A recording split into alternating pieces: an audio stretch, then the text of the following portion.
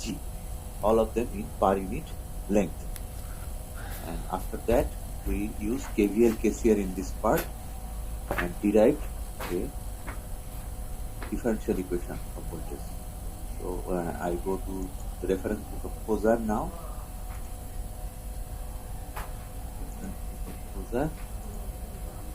So in the last class, we derived this in the last Sir, class. recording down করা হয়নি।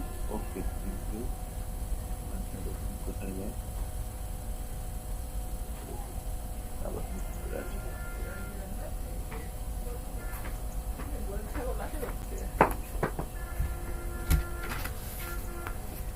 এগুলো কেমন পানি গরু ছাগল? Reference book of Pozar. So for recording purpose, we can go back again to the whiteboard. Actually, we were discussing about transmission line problems of microwave system. And in that case, there is a source and there is a load. In between, the signal transmitted is transmitted in the Z direction. So in microwave case, we know that frequency is high. So both voltage and current will have phase change in addition to amplitude. That's why. And and another case is the device dimensions are compared to signal wavelength. So for these reasons, we divide the total transmission line system into small segments length TZ.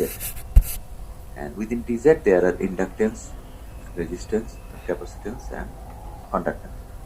And all of them are defined in terms of per unit length.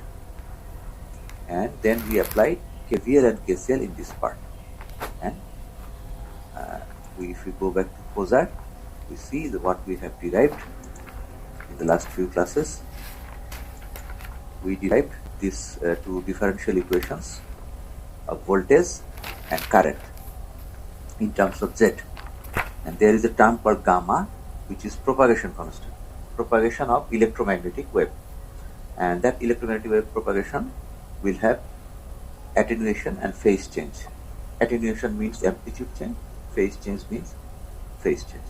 And amplitude change is actually because of the resistive part, R and G, real part.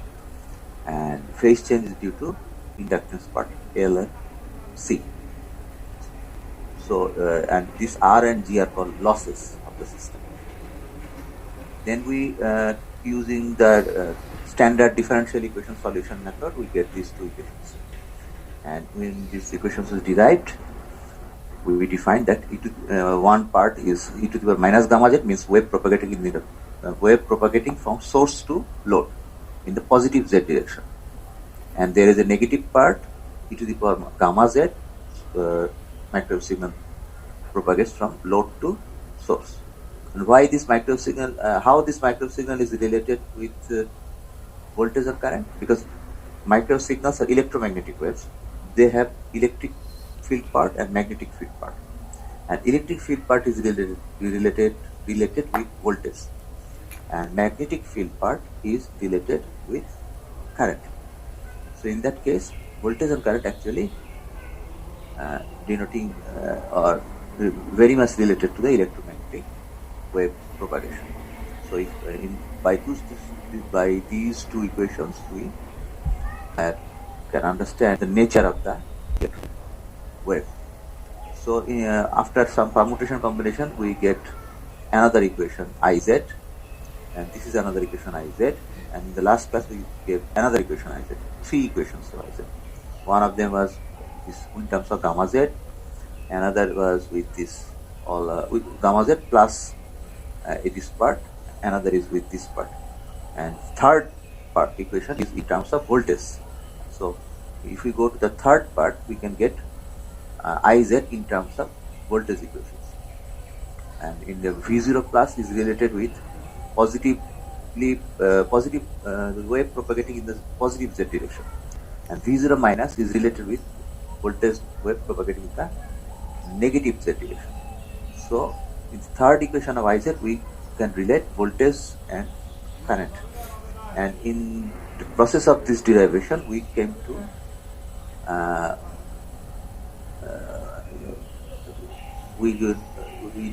we found another term that is called Z naught.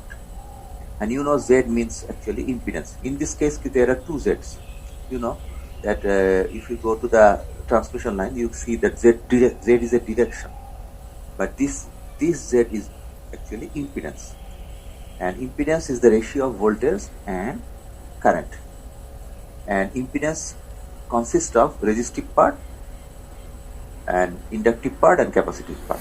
So when we derived this equation, last class we found that Z naught is equal to this is R plus J omega L, G plus J omega C root over. And it is related with gamma also. In case of gamma, these two terms are multiplied. And in case of Z naught, these two terms are divided. And both of them have root over part. So you can remember these terms in this way. So this is the Z naught part, and Z naught part consists of R, G, L and C. R is the resistance per unit length of the transmission line. G is the conductance per unit length, and similarly L and C. So actually all these terms are the characteristics of the transmission line. So this impedance is called characteristics impedance. So if I ask you in the final question, semester question or quiz question, that what is characteristics impedance of transmission line, then you will define it with some statement, give some wording there, and then you use this equation. And you can also draw a figure of the transmission line. So for every definition, you can have three parts. One part is some figure part, one part is some equation part, and another part is to explain that term. So in this way, the answer is complete. If we want to ask you some questions, what is attenuation? Then you can also write in this way. You can give some equation, you can give some figure, and you can give some wording. So in that way, a definition is complete. Okay. So in this way, we get the third equation of Iz, and then the solution was like this. When solution was like this, when we use the time domain component also.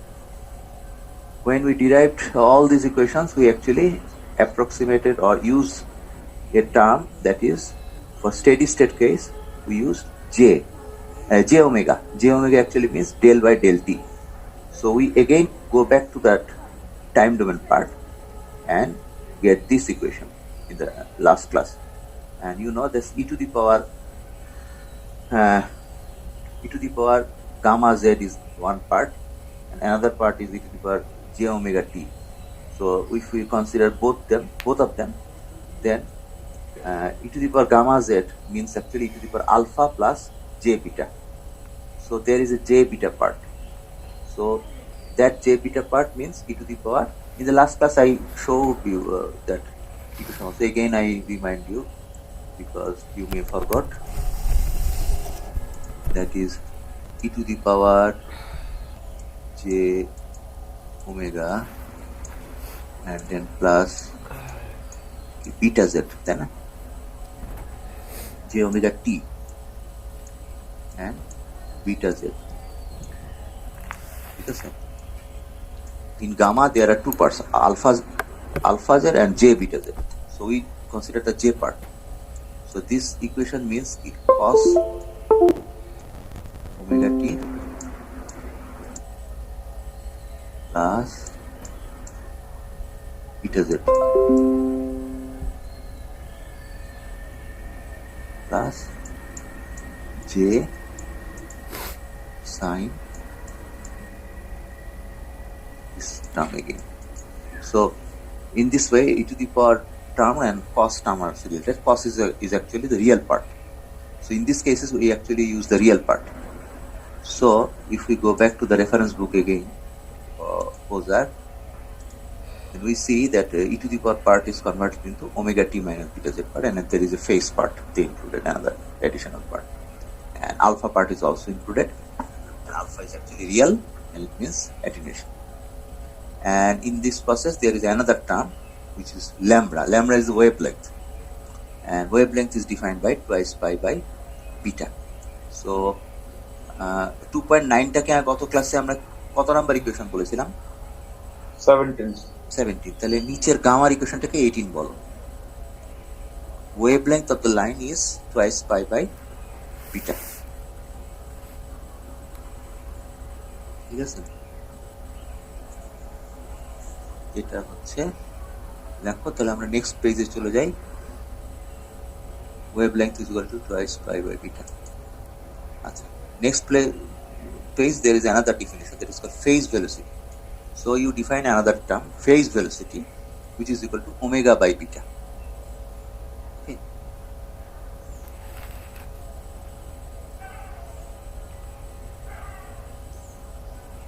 Phase velocity is equal to omega by beta, and you know v is equal to f lambda. You know from your school level, v is equal to f lambda. So this is the equation, v is equal to f lambda. F is the frequency, lambda is the wavelength, Vp is the phase velocity, and which is defined by omega by beta. So if we ask you to define phase velocity, you can use this equation, but there are other parts of defining phase velocity. When we will discuss waveguide, we'll get more of this phase velocity and group velocity terms. So, and in waveguide part, we will define it more completely. But now you know this equation, Vp is equal to omega by beta lambda, and you write this equation number 19. So equation number 18 is the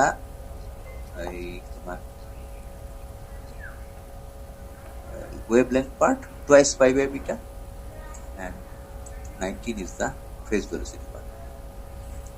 So that's where we complete the generalized derivation.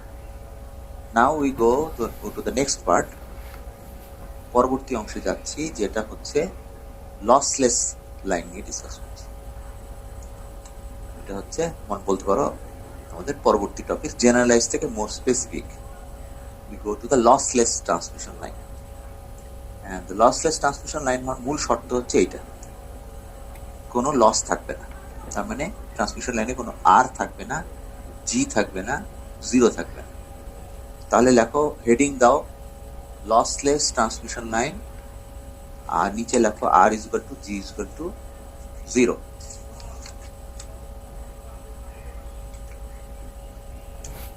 তাহলে তুমি যদি আবার if you go back to that whiteboard, you see this is the transmission line and there are resistive part. So for lossless transmission line, this resistive part will be excluded, and for lossless transmission, this conductive part will be excluded. So only inductive part will be there and capacitive part will be there. L will be there and C will be there. So that is where lossless transmission concept will be used. So if we go back to the reference book again, তাহলে এখানে দেখতে পাচ্ছ যে lossless transmission লাইনের জন্য R is equal to G is equal to 0 হচ্ছে। তো R is equal to G is equal to 0 হলে তোমরা একটু আগের ইকুয়েশনে যাও, সেখানে তোমরা ডিফাইন করছিলা। এটা কত নাম্বার ইকুয়েশন ছিল? গামারটা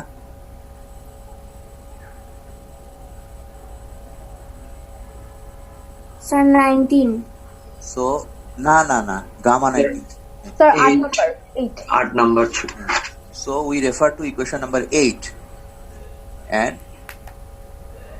we refer to equation number 8 where R is equal to 0 and G is equal to 0. ঠিক আছে, এটা কিসের জন্য? লসলেস ট্রান্সমিশন লাইনের জন্য। তাহলে হয়ে যাবে কি, জে স্কোয়ার হয়ে যাবে আর ওমেগা স্কোয়ার হয়ে যাবে। তাহলে দুজনের রুট ওভারের মধ্যে থাকলে তারা বের হয়ে আসবে, জে ওমেগা হবে, আর এল আর সি রুট ওভারের ভিতরে থাকবে।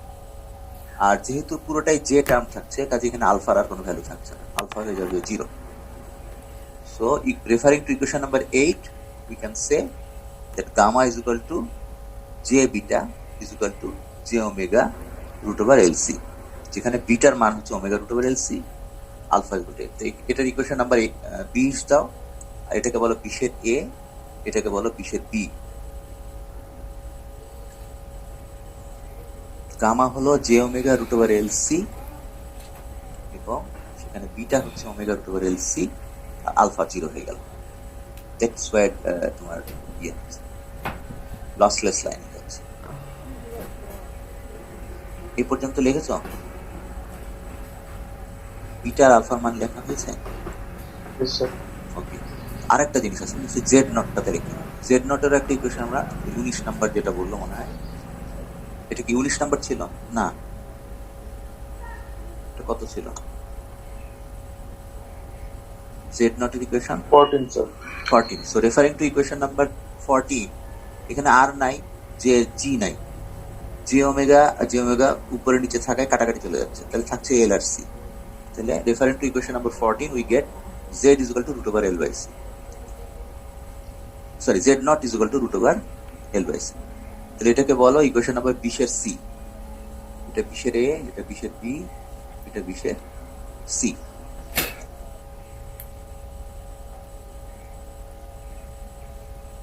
স্যার এই VP equal omega by beta এটা কি ইকুয়েশন 19? এটা কি 19 ছিল না সালমান? জি স্যার। হ্যাঁ 19 এর পরে 20 হলো লসলেসের জন্য, 20 নাম্বার ইকুয়েশনটা লসলেসের জন্য ধরলাম, গামা ইজ ইকুয়াল টু এটা, সেখানে আলফা 0 হয়ে গেল, তাহলে বিটা থাকলো শুধু, আর জেড নটটাও চেঞ্জ হয়ে গেল। তাহলে বিটা আর জেড নটের মধ্যে এখন আর জি নাই, শুধুমাত্র এল আর সি আছে। ইকুয়েশন নাম্বার 20 এর সি লিখেছো? জি তাহলে এখন আবার একটা ইকুয়েশন আছে, সেটা ভিজেড আর আইজেড এর ইকুয়েশন। ওরা কোথায় পেয়েছিলাম? এই যে ইকুয়েশন নাম্বার, এই দুটো নাম্বার কত ছিল?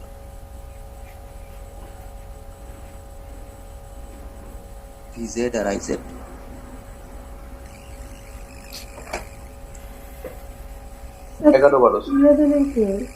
হ্যাঁ 11-12। তাহলে 11-12তে গামার জায়গায় কি আসবে? গামার জায়গায় আসবে জে বিটা, তাই না?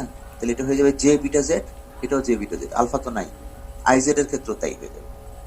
তাহলে using equation 11 and 12, using equation 11 and 12, তাহলে আমরা এই দুইটা পাবো, ভিজেড এবং আইজেড। তাহলে এদেরকে বলো 20 এর কি বলছিলাম, 20 এর এবিসি বলছিলাম, তাহলে 20 এর ডি আর ই বলো।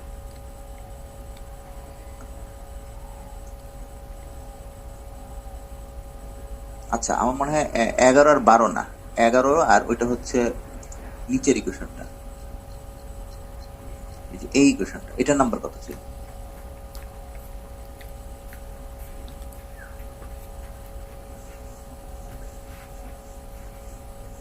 এটা 16।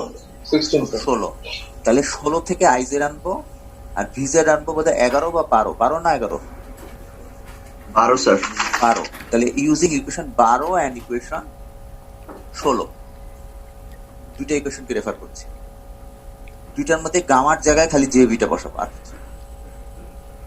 তাহলে using 12 and 16 we get ভিজেড and IZ, এবং তাদেরকে বিটা জেড দিয়ে রিপ্রেজেন্ট করলাম এবং বললাম এটা হচ্ছে ইকুয়েশন 20 এর ডি, 20 এর ই।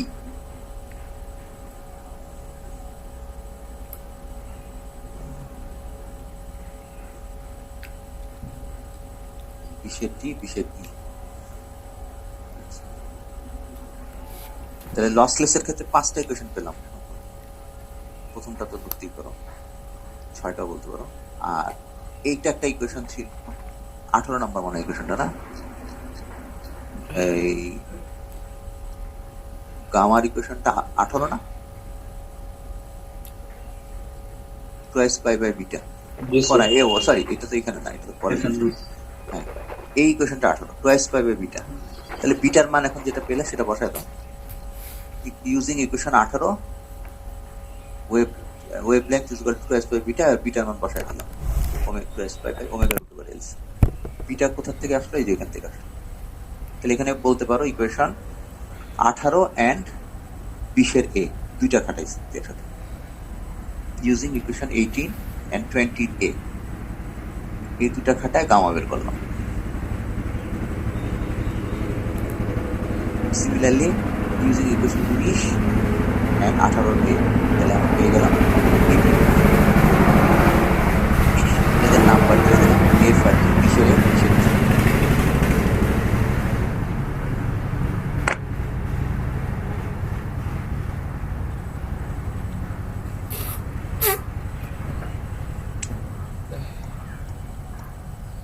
তাহলে এখানে আর আর জি থাকলো না, এটি হচ্ছে মেইন জিনিস। আলফা থাকলো না, এটাই মেইন জিনিস। এগুলো না থাকলে তখন সেটা হলো লসলেস।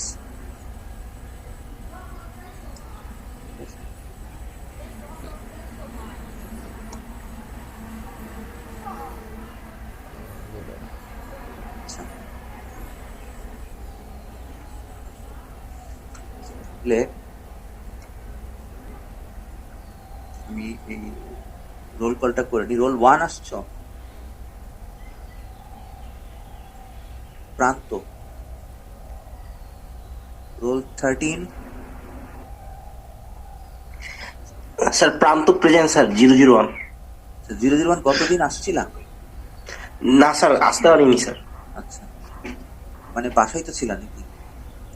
জি স্যার আমার স্যার মানে কারেন্ট ছিল না। ও আচ্ছা আচ্ছা, ঠিক আছে।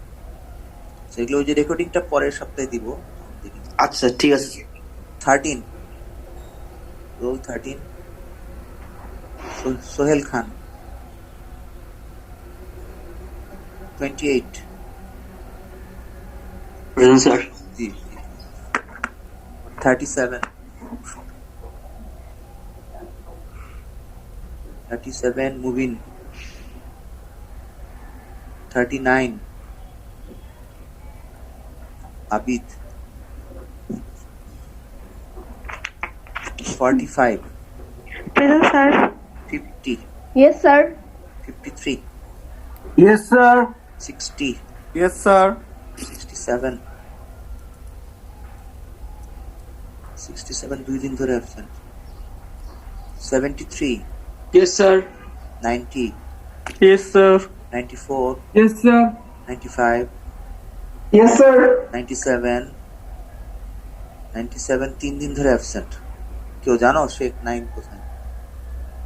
প্রথমে কিন্তু 3 দিন আসছিল, কিন্তু নতুন বছর থেকে মিসিং হয়ে গেল। আচ্ছা, আরমান 106, তারপর 114, 100, Present, sir. হ্যাঁ thank you, 119, Present, sir. 125, Yes, sir. তারপর 131। Yes sir, present. আপনি গতদিন আসছিলেন? না স্যার, গতদিন আসতে পারিনি। তারপর হচ্ছে সৌরভ 141। ওকে, 56 পেজে আর্টিকেল নাম্বার 2.3, এটা হচ্ছে টার্মিনেটেড লসলেস ট্রান্সমিশন লাইন। হেডিংটা আগে লেখো, টার্মিনেটেড লসলেস ট্রান্সমিশন লাইন।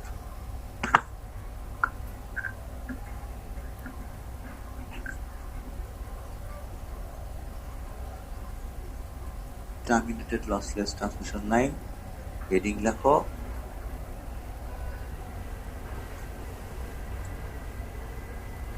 এবং আমাদের যেটা করতে হবে সেটা হচ্ছে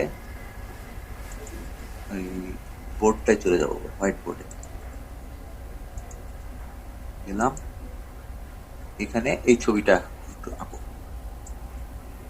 টার্মিনেটেড লসলেস ট্রান্সমিশন লাইন। গেল মাউস,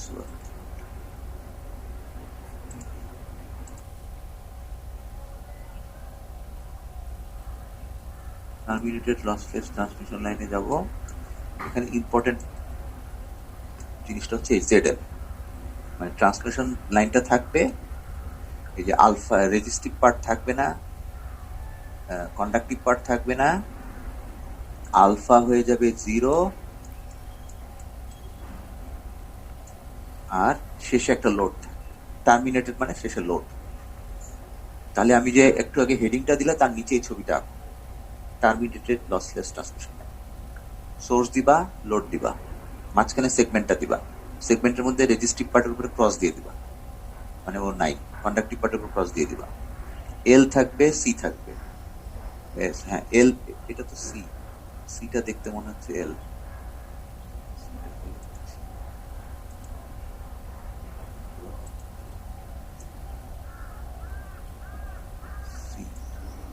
সি থাকবে, এল থাকবে, এবং আলফা 0 হবে। এই জিনিসটা ছবিটা একটু আঁকো।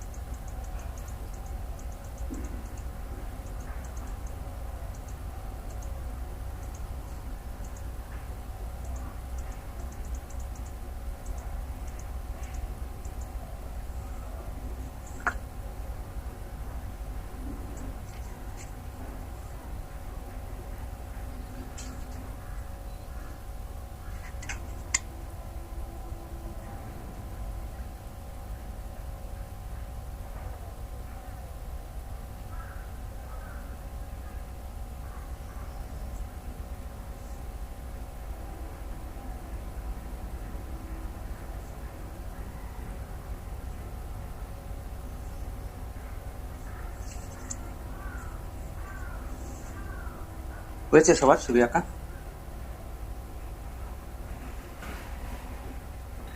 Yes, sir. রোল নাম্বার 37 কি এসছো? মুবিন 39 আবিদুর রহমান আসে নাই। আচ্ছা, ছবি আঁকা যদি হয়ে থাকে আমরা তাহলে আবার সব স্টপ শেয়ার করি, স্টপ শেয়ারে যাই, হয়ে যাই। টার্মিনেটেড লসলেস ট্রান্সমিশন লাইনের ক্ষেত্রে এই ছবিটা আছে, আমি যে ছবি আঁকলাম ওটার সাথে রিলেটেড। ওই ছবিতে ডান দিকে তুমি জেডএল এর উপর কারেন্টটা আইএল লিখে দাও আর ভোল্টেজটা ভিএল লিখে দাও, ঠিক আছে? এই দুটো যখন লিখে ফেললা একটু আগে আঁকা ছবিটাতে, আর আরেকটা লেখো যেখানে লোড দিছো ওই পয়েন্টটাকে বলো জেড ইজ ইকুয়াল, এই যে স্মল জেড হচ্ছে ডিরেকশনের জেড, এই বড় জেডটা হচ্ছে ইম্পিডেন্সের জেড। তাহলে small Z is equal to 0 লেখো। যেখানে লোডটা দিছো জেডএল সেখানে ভোল্টেজ বলো ভিএল, কারেন্ট বলো আইএল, এবং ওই পয়েন্টের কোঅর্ডিনেটটাকে বলো জেড ইজ ইকুয়াল টু 0। আর বাম দিকে এদিকে একটা অ্যারো দিয়ে এল ডিরেকশন দেখো। আর তোমার এই পয়েন্টে যদি জেড ইজ ইকুয়াল টু 0 হয় তার মানে ডান দিকে জেড হলো পজিটিভ, বাম দিকে জেড হলো নেগেটিভ। তাহলে এই পয়েন্টটাকে আমরা বলতে পারি Z is equal to minus L. এই পয়েন্টটাকে বলতে পারি জেড ইজ ইকুয়াল টু 0, এই পয়েন্টটাকে বলতে পারি Z is equal to minus L.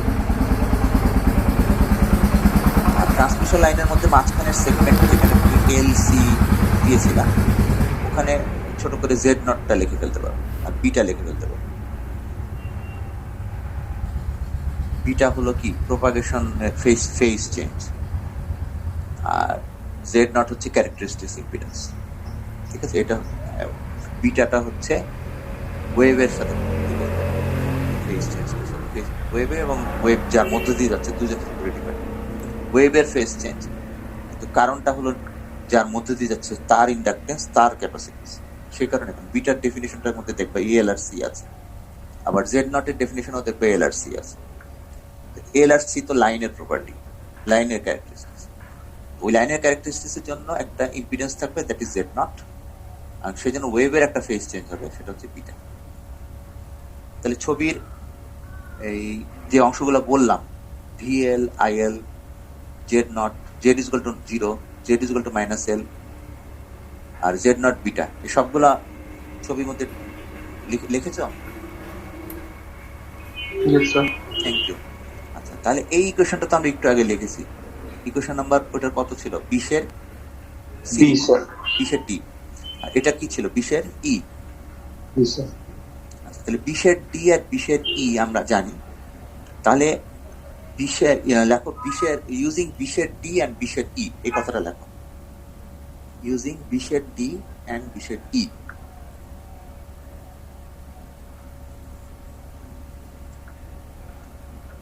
Using equation number 20D, 20E.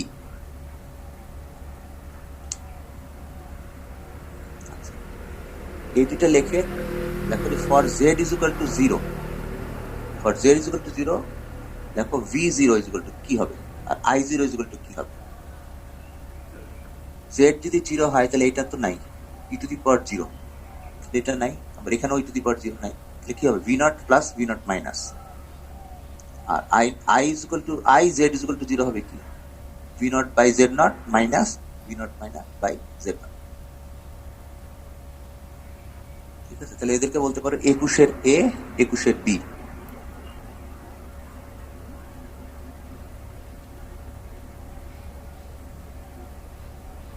তাহলে আমরা কি খাটালাম? 20-এর D, 20-এর E। সেখানে কি অ্যাপ্রক্সিমেশন বললাম? Z is equal to 0, এই পয়েন্টটা Z is equal to 0। তাহলে Z is equal to 0 হলে V0 হবে, I0 হবে, এখানে কিছু থাকবে না, এখানে কিছু থাকবে না, V0 plus V0 minus V0 plus minus V0। তাহলে এই দুটাকে আমরা বললাম 21-এর A, 21-এর B। তাহলে লেখো 21-এর A ডিভাইড বাই 21-এর B, পরের লাইনে লেখো 21-এর A কে 21-এর B দিয়ে ডিভাইড করো। এটা আমি বলি তোমরা এইভাবে লিখলে তোমাদের জন্য ইজিয়ার হবে। হোয়াইট বোর্ডে যদি যাই, এরকম ভাবে লিখলে তোমাদের স্টেটমেন্টের সংখ্যা সময় নষ্ট হবে কম। 21 এ ডিভাইডেড বাই 21 বি, এটা লিখে দ্যাট ইমপ্লাইজ, তার মানে 21 এ কে 21 বি দিয়ে ভাগ করছে। তাহলে এখানে যদি বলো তাহলে ডিভাইড বাই সব বলতে হবে না, স্টেটমেন্ট দিয়ে হয়ে যাবে। তাহলে 21 এ কে 21 বি দিয়ে ভাগ করলে আমরা পাবো V not by I not, এবং তার ভ্যালু কি, ভোল্টেজকে কারেন্ট দিয়ে ভাগ করলে জেড পাবো। এখন এটা কোন Z? Z is equal to 0 Z. Z is equal to 0 তে তো জেড হচ্ছে লোড, তাহলে জেড ইজ ইকুয়াল টু 0 তে ওটা হচ্ছে জেড হবে জেডএল।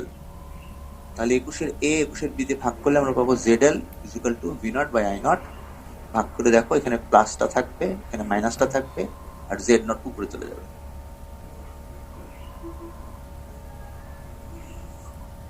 ঠিক আছে, এখন এটাকে আমরা কি বলতে পারি? 21 এর সি বলে তো, 21 সরি, হ্যাঁ 21 ছিল না, হ্যাঁ 21 এর সি। এখন 21 এর সির মধ্যে দেখো, 21 এর সিটা দেখো জেডএল আছে, জেড নট আছে, ভি নট এরাও আছে। তাহলে এটাকে আমরা যদি বোর্ডে চলে যাই, 21 এর সিটা সবাই লিখেছো?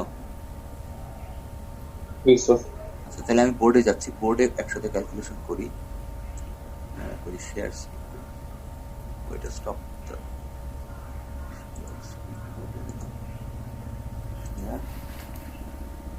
এইটাকে আমরা তোমাদের কথা মতো নিচে কোন থেকে ক্লিয়ার অল ট্রাইস করে দিলাম। এখন আমরা জিনিসটা কি ছিল, এদিকে ছিল জেডএল, যেটা কি টেক্সট দিয়ে করবো না, জেডএল ডিভাইডেড বাই জেড নট। তাহলে এটা আসতেছে কি, ভি নট প্লাস না, প্লাস ভি নট মাইনাস, এরকম আমার ভুল হলে বললাম, V naught plus minus V naught minus, এরকম আসছে 21 এর সি। Thank you. তাহলে এখন দেখো ভি নট প্লাস গুলাকে একদিকে নিব, হ্যাঁ, তাহলে ভি নট প্লাস এর সাথে এখানে থাকতেছে জেডএল, এখানে থাকতেছে জেড নট, দুইটাই পজিটিভ। তাহলে আমরা ভি নট প্লাস যদি জেডএল এর দিকে নিয়ে যাই, তাহলে জেডএল মাইনাস জেড নট, আর এটা হচ্ছে V naught plus, equal to কি হবে, আমরা প্লাসের দিকে নিয়ে গেছি এটা, তাহলে ওই সাইডে কি ছিল, ভি নট মাইনাস ছিল, ভি নট মাইনাসের সাথে কে থাকবে, এখানে মাইনাস আছে, কাজে একদিকে চলে গেলে এটা প্লাস হয়ে যাবে দুই দিকে, জেডএল প্লাস জেড নট। তাহলে V not minus divided by V not plus, এটা হবে হ্যাঁ Z L minus Z not,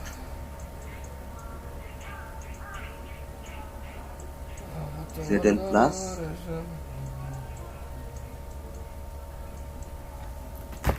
z nought.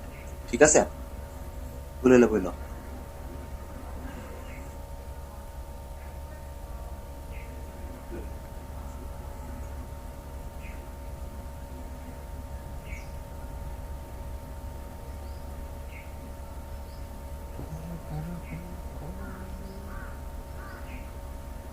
V naught plus গুলাকে একদিকে নিয়েছি, ভি নট মাইনাস গুলাকে একদিকে নিয়েছি। তুমি ইন্ডিপেন্ডেন্টলি নিজে করো, করে দেখো মিলে কিনা।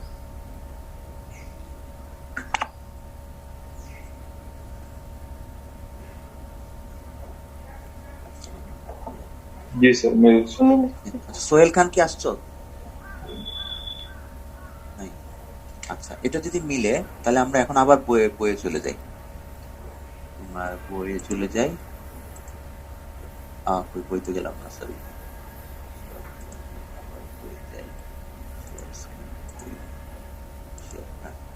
তাহলে পরবর্তী লাইনে ওরা কি করছে, যে আমি যেটা করলাম এটাই করলাম, করে এই যে V not minus by V not plus. এখন এই দুটার কি মিনিং তো মনে আছে? ভি নট মাইনাসটা কোথায় আসছিল প্রথম? একদম যখন ডেফিনিশন দিলাম এইখানে আসছিল। তখন এটা কি ছিল? E to the power gamma Z এর সাথে ছিল। তখন বলা হয়েছিল কি এটা নেগেটিভ জেড ডিরেকশনে যে ওয়েভটা যাচ্ছে তার কম্পোনেন্ট, আর এটা হচ্ছে পজিটিভ জেড ডিরেকশনে যেটা যাচ্ছে সেটা।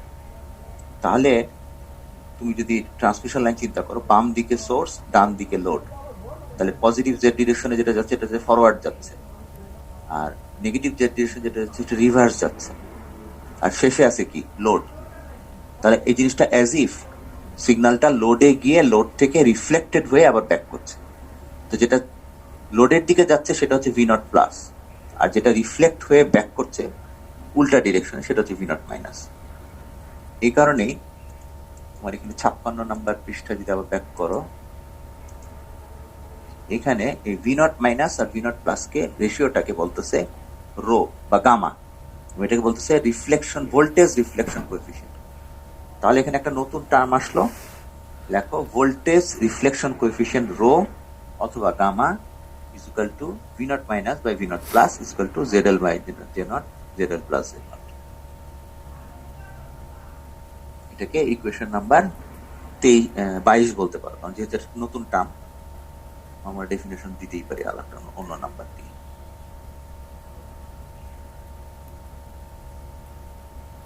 তাহলে আমরা একটা একটা করে নতুন নতুন টার্ম আসতেছে। প্রথমে একটা ছিল তোমার প্রোপাগেশন কনস্ট্যান্ট, যার মধ্যে ছিল অ্যাটেনুয়েশন এবং ফেজ।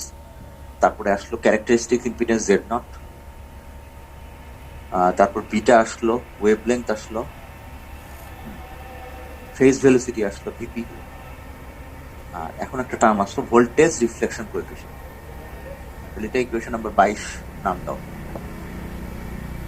22 নাম দিলে এখন using equation 22 we can write তোমার ইকুয়েশন, ওই যে এই দুটার নাম্বার কত ছিল, 21-এর সামথিং সামথিং ছিল, ওইটার মধ্যে বসায় ভিজেড আর আইজেড নতুন ইকুয়েশন আসবে। এটাকে বলো 22-এর এ 22-এর বি। এটা তোমরা নিজেরা বসায় পারবা। মনে করো ভিজেড এর মধ্যে এখানে যদি ভি নট প্লাসটা কমন নাও, এই যে কমন নিলে কি থাকবে? It minus J beta Z, আর এখানে কি হবে? ভি নট মাইনাস আর ভি নট প্লাসটা ভাগ হবে। তো দ্যাট টার্মকে আমরা 22-এ বলতেছি রো বা গামা। তাহলে ওই টার্মটা চলে আসবে এখানে gamma e to the power J beta Z. আর আইজেড এর ইকুয়েশনও একইভাবে e to the minus J beta Z, sorry V not plus common নিবা, তাই মাইনাস জে বিটা জেড থাকবে, মাইনাস হবে এখানে ভি নট মাইনাস বা ভি নট প্লাস হবে, যাকে তুমি ডিফাইন করছো গামা দিয়ে। তাহলে এখানে গামা চলে আসবে e to the power J beta Z. তাহলে এইটাকে ইকুয়েশন 22-এর এ 22-এর বি বলে আমরা শেষ করছি। এখন এখানে আরেকটা টার্ম ছিল, টাইম আসছে কিনা? এই 22-এর এ 22-এর বি লিখতে পারছো সবাই? Yes, sir. আচ্ছা, তাহলে আরেকটা টার্ম এখানে আছে রিটার্ন লস। এটা একটু লিখে নাও, যেহেতু গামার সাথে রিলেটেড। এই পুরো কথাটাই লিখে নাও। when the load is mismatched, not all the available power from the generator is delivered to the load, this loss is called return loss। এবং তার ইকুয়েশন হচ্ছে এটা। আমি বললাম না, কোনো সংজ্ঞাতে একটা ইকুয়েশন থাকলে দিতে হবে আর ব্যাখ্যা থাকলে দিতে হবে। তাহলে এখানে আরেকটা নতুন টার্ম আসলো রিটার্ন লস, এবং সেটাও রিফ্লেকশন কোএফিশিয়েন্টের সাথে রিলেটেড। রিফ্লেকশন কোএফিশিয়েন্টের লগ নিয়ে -20 করলে, 20 লগ নিলে ওইটা তোমার রিটার্ন লস। তাহলে when load is mismatched, not all the available power from the generator is delivered to the load, and this loss is called return loss। এটা কি equation number 22-এর C বলতে পারো, যেহেতু রোর সাথে রিলেটেড, গামার সাথে রিলেটেড। গামা আর rho কিন্তু use হয়, আমি অনেক সময় রো বলবো, আমরা রো বলে বলে অভ্যস্ত হয়েছি, এখানে গামা আছে যদিও। তো রো অথবা গামা যেটাই বলো, মূল কথা হলো এটা reflection coefficient, V not minus আর ভি নট প্লাসের রেশিও। ভি নট মাইনাস হচ্ছে যেটা ব্যাক করতেছে, আর ভি নট প্লাস হচ্ছে যেটা লোডের দিকে যাচ্ছে। সেটাকে লক করলে আমরা রিটার্ন লস টার্মটা পাবো। এখানে আজকে শেষ করছি। নেক্সট ক্লাসে আমরা অঙ্ক করব। তোমাদের কি ল্যাবের গ্রুপিং হয়েছে? Yes, sir. ল্যাবের গ্রুপিং হলেও মানে নেক্সট দিন আমরা অঙ্ক করবো আশা করতেছি। তো অঙ্ক করার সময় তোমাদের আলাদা আলাদা অঙ্ক দিব আর কি, এবং এখানেই করবো আর কি। এখন তো মানে ক্লাসে হলে হাতে এক জায়গায় বসে গ্রুপ বানায় ফেলতাম, গ্রুপ 1 গ্রুপ 2, কিন্তু এখন কিভাবে গ্রুপ বানাবো এই সিস্টেম এখন আমি বলতে পারতেছি না। ইন্ডিভিজুয়ালও দিতে পারি, ঠিক আছে, বা রোল নাম্বার দিয়েও দিতে পারি অঙ্ক। এটা আগামী ক্লাসে অঙ্ক করবো আমরা, ঠিক আছে। তো আগামী ক্লাসটা হচ্ছে রবিবার বলে, হ্যাঁ রবিবার ইনশাল্লাহ যা পড়লাম এবার অঙ্ক করার ছেড়ে কি আজকে শেষ করছি। খুদা হাফেজ। আসসালামু আলাইকুম।